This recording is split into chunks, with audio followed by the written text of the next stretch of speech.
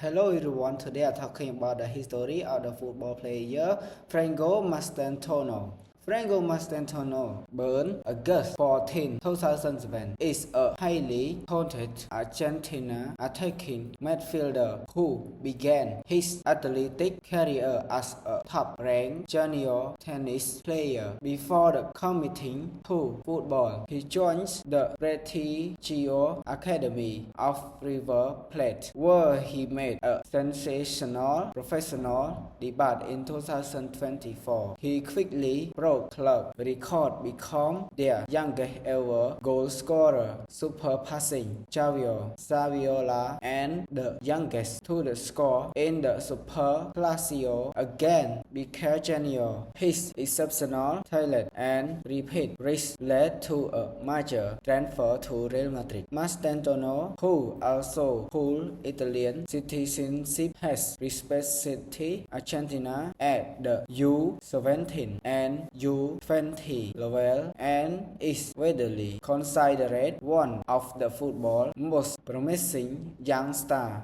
Thank you for watching my video.